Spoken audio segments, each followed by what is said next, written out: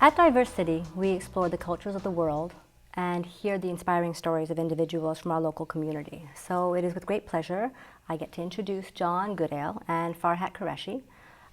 John is, among many things, an artist, a chef, a musician, but recently wrote a book titled Johnny Gora, which details his story of being in a dark place of self-delusion and unfulfilled dreams, and travels through a journey to a new place of hope and discovery of a new culture.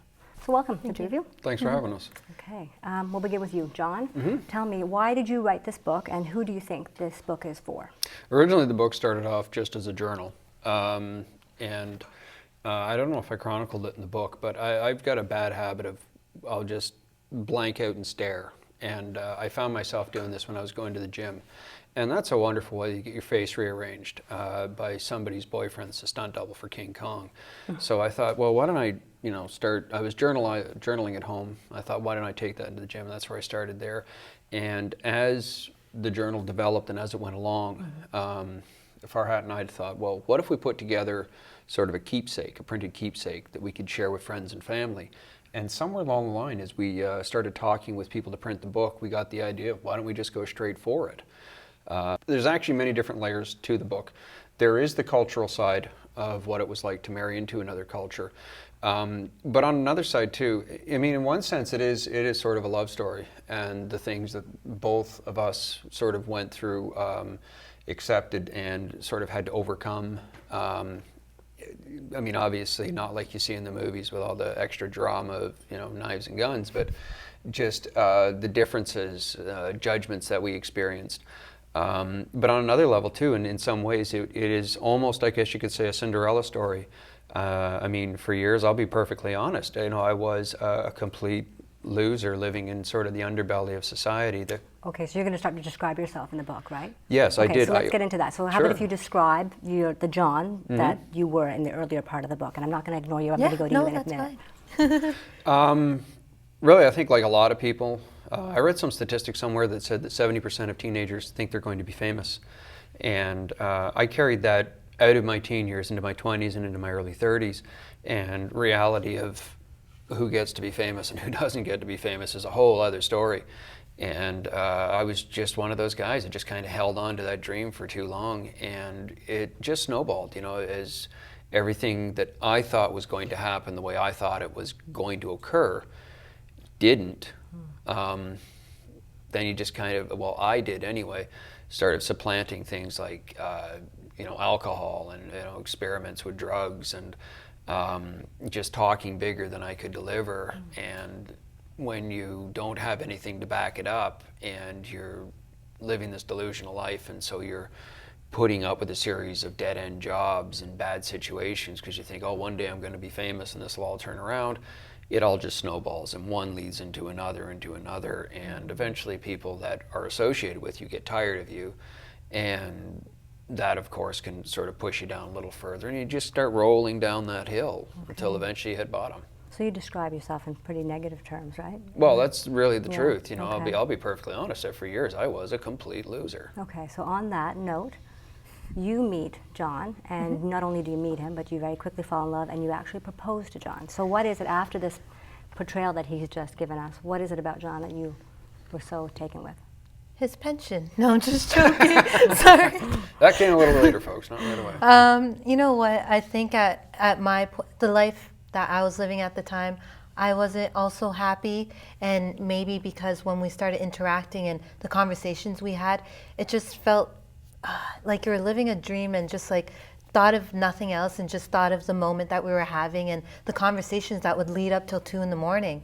And you would just feel wonderful. And I don't know what it was. It was probably the fact that we both kind of came from nothing and we just wanted to be loved and, feel safe and this is who we are. So I think that's what happened. Okay. We actually only were, I guess, sort of seeing each other for about 6 months before Farhat proposed. Yeah. Yep. And I know some people say that's crazy, that's nuts, that's stupid. That's too soon. That's too soon. But I mean, I've done a lot of crazy things in my life, and for some reason, it just felt normal. It just felt natural. And You know about those crazy things that he's done, right? oh, Yeah. I've told her stories. There's stuff that didn't Yeah. make it in the book. I didn't want, Okay. the old po-po on the door. Yes, we've been looking for you. Like I said, that if I met him the way he was before, we wouldn't be together. Okay. But the person he became and the person he was around me is the person I fell in love with. So it wasn't the person he used to be and, didn't think a lot about himself. But, it was a building process for him. And I think we both raised each other up Okay, while we were. so let's get into that, because there's a real transformation of Yeah. your personality and identity after you meet Farhad. And we want to get in touch into some of the cultural issues too. So what was it about Farhad and meeting Farhad that changed you? Well, at first, she looked great in a pair of jeans, so I won't be denying that. It was just her personality, really. And if you want to talk about the cultural side, where I moved to the city of Brampton when I was about 12 years old, and at the time I was told that Brampton was the divorce capital of Canada or North America, and it was a rapidly growing city. And at first there was there was already a well-established Italian community. There was a growing white community, a lot of divorced people. I think it's because it was so close to Toronto, and there was a lot of industrial work there. You could literally show up with nothing and get a job in a factory. With its proximity to the airport, that made it very ideal for immigrants when they first started arriving. And when I was first there, I moved from the city of Guelph. And at first I was kind of shocked just to see a large black population. It was different, it was the sort of thing that to me, we didn't have a lot of blacks, we didn't have a lot of Asians when I was a child in Guelph. And when we moved into Brampton, we did start to see a growing black community, a growing Asian community. And in my teen years, there was a growing Indian Pakistani community. And as I was growing up, there's a lot of misunderstandings, and I honestly believe that a lot of racism is built just plain ignorance and somebody not wishing to seek the information. So I grew up hearing and witnessing a lot of racism. And you'd almost think, people say, well, I was around it so much that it just became natural for me. And that's really a load of crap, because years later, when I did meet Farhad, I never really saw the race. I never saw the difference. It just didn't occur to me at first that there could be cultural barriers as we This is the started dating. transformation of meeting Farhad. It's the exposure of culture. Yeah, that was, as we started, interestingly enough, when we first started seeing each other, there was times where, I remember the first time this happened actually, we came from where we worked nearby to where we both lived, and all of a sudden she scoot across the parking lot. What the hell? And it was because there was people in the area that knew her family, so she had to be careful about being seen with me. And that was really my first exposure to some kind of a culture shock. Okay, so we're referring to you as a cross-cultural or intercultural marriage, and so you've touched on the exposure and the lack of exposure perhaps to culture. You're first-generation Canadian. Why would we even call this an intercultural marriage if you're Canadian? That's actually a really good question. And I think it's because I have really old roots. And even though I was born in Toronto and obviously raised in Canada, what I was exposed to was in my home. So with my mom being from India, my dad being from Pakistan, even though they immigrated here about 30 years ago now, they held on to their roots and what they know, what's their comfort level. So obviously that trickled down to me. They were very strict. We couldn't talk to boys. I know that could be into a lot of other cultures, but even I think now, as we're together, there are some things that we're like, okay, what is that in English again? Because I never understood that I needed to translate words, even though English was my first language. Okay. But like things like food and stuff where, you don't think about it. And it's like, oh, sugar, what is the English word for that? Mm-hmm. So I think it was just the way I was raised, and I see myself as Canadian, but I really think I'm different because of who my parents are, I guess you could say. Okay, yeah. So how do you've touched on the fact that there were differences in culture, but how do you know if that difference has to do more with the personality of John or actually the culture, the Canadian culture, or a Pakistani Indian culture? Do you want to try with that, John? We've had it pointed out to us actually a couple times. One thing, and Farhad and I were talking about this on our way over today, is here, I can't really speak for many other cultures, but I know, here in the West, it's very common to show public affection, and people will be criticized for not showing affection. Whereas with Farhat's family, they were very uncomfortable with affection. And that was something that we debated for a long time. And actually, the cover shot we used on the back of the book was Farhat and I in our wedding clothes doing a high five. And of course, in the West, you may now kiss the bride. Well, you don't do that. It's considered disrespectful to show that sort of open affection, especially in front of elders.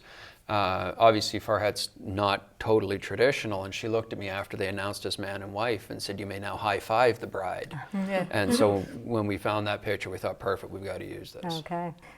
How do you feel that Kingston has received you as an intercultural marriage or couple? We have noticed people looking at it as something different.